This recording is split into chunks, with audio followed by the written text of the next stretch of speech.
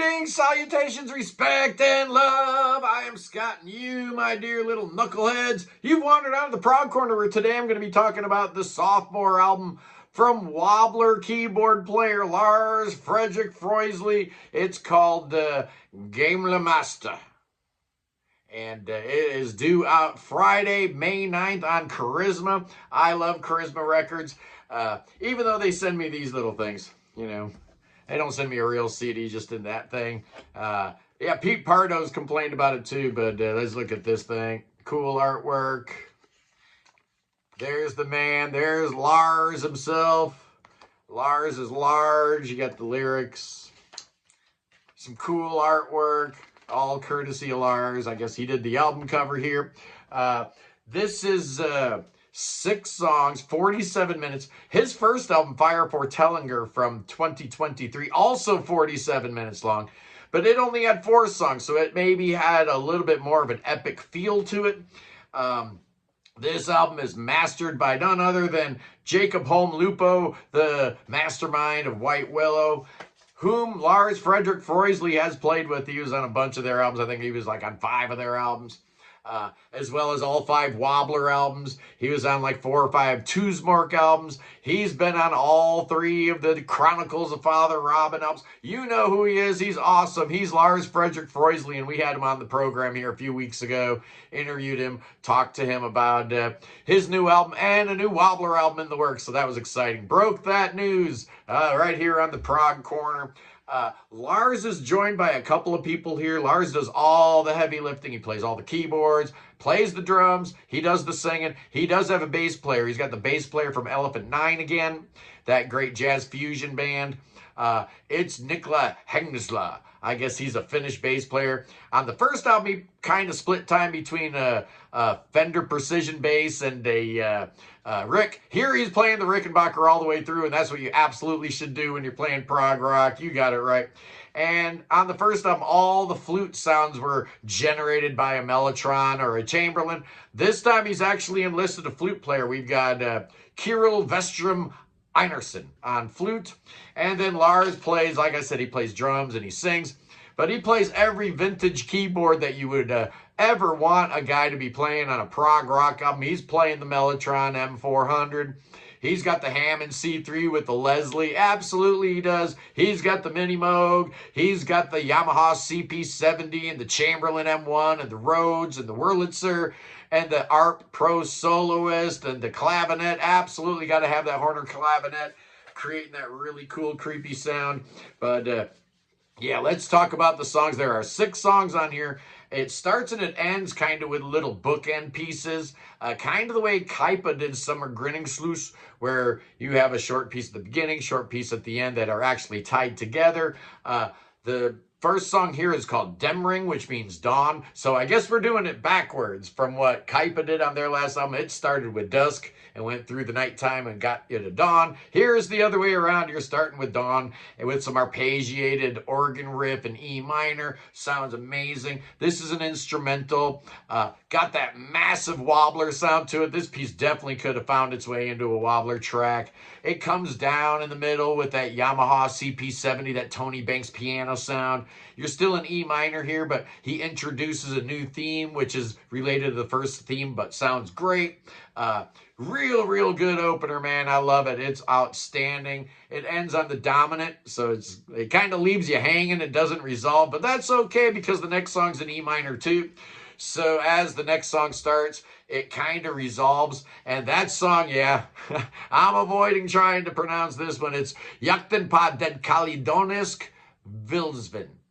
It's a 10-minute track. It sounds way better than my pronunciation, trust me.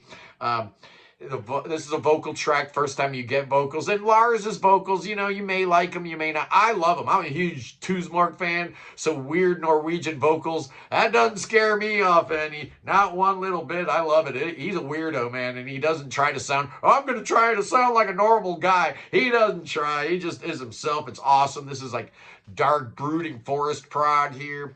Lars's drumming has gotten better. I know he He's been a real good drummer for a long time, but I'm telling you, from the first album to the second album, he has gotten better. He has spent some time behind that drum kit, and it shows. You don't get better just by noodling, a little bit here and there. You get better by playing hours and hours and hours. Clearly, he's been doing that. You get some real crazy ELP energy at the 5-minute mark. You get a whole bunch of Emerson, Lake and Palmer sounds on this record. Whenever Lars is not playing a mellotron, it sounds a bunch like ELP. This was the second single. Very odd choice because there's not a lot of, real soaring melodies or a hook that you can really sink your teeth into. And it's 10 minutes long. So again, odd choice to be the second single. It's a very dense piece. You get a little pastoral section that comes right before the grand finale kicks in. It's a good track, but man, things get a whole lot better with the third song, the title track, and the first single. Gamle, Mester. What a great, great track, man. Bright, shiny, and B major. Ba, ba, ba, ba, da, da, ba, ba, ba, ba, da, da. Probably the best melody he's ever written. It's super catchy. You get a little slow section with the Hammond organ and that harpsichord. I don't know what keyboard he's using to make that harpsichord sound, but just like on the first album, the harpsichord is really, really important here because there's no guitars. So you need that plucking sound, that kind of percussive type of instrument to, just to create a little different kind of timbre in the sound. And it totally works. Nikolai, like I said, not using the Fender at all on this album. It's all Rick, and I appreciate it. It sounds so good here. A very dramatic piece. You get a really cool, weird section at the 4:30 mark, and then it foreshadows that main theme is like in the background, slow. You don't really hear it unless you are paying attention. And then sure enough, that main theme comes back. What a fun track, man. 7 minutes flies by in the blink of an eye. It's just great. Next track is amazing too. It's called Medusa's Float. I guess it's about a ship called the Medusa, not about a flute at all. Sounds like Medusa's flute, but apparently it translates into Medusa's wreck. Starts out with a dirty Hammond and mellotron, and you got this really cool chord progression from E minor to A and then G to C that they only do at the very beginning. I wish they'd bring that back, that real dirty. It's really awesome. Really dirty and ugly. And then you get the ARP choral patch comes in and creates this ginormous sound like only Genesis could possibly come up with. Song settles down, you get a funky clavinet going. I love the sound of that clavinet, man. I was waiting for it. I saw it in the when I was looking through the credits, and I'm like, where's my clavinet? Well, there it is right there. The vocals come in, you're still in E minor. Then you get a little slow section where that Yamaha piano comes back in. And then you get a Moog section that sounds like a church organ, of course, making me think of Keith Emerson. Just amazing. The vocal section reprises at the end. Great, great song. I love it. Again, just like I said with the title track, 9 minutes just flew by like nothing, man. Just amazing. And then we get to the best song on the album. By far, the big epic. It's 12.5 minutes long. It's called the Tre Gratia, which means the three graces, I guess. The daughters of Zeus. Starts with a harpsichord. Of course, it starts with a harpsichord in A minor. You got a dark vocal section that gives way to a little sprightly major key. Hey, we needed a little bit of light. There's a lot of shade in this album, so we get a little major key section that sounds great with a synth solo over the top of that. The harpsichord returns at the 4-minute mark, and you get this kind of like slow passage where you get some beautiful melody reintroduced, and then harpsichord comes back, and then you're ready for the third section of the song that kicks in at the 8-minute mark. It's just amazing. I love this section. This is like some of the greatest music Lars has ever written here, this final third of this track here. You're in E minor, but you're in a Dorian mode, so you've got a C sharp thrown on top of it. It just, it sounds great. It's so good. And then as the song keeps going, it gets even more energetic, and it sounds like ELP Trilogy with Carl Palmer hitting cowbells and stuff like that. Oh man, so good. And then the album ends with the Scumbering, which means dusk.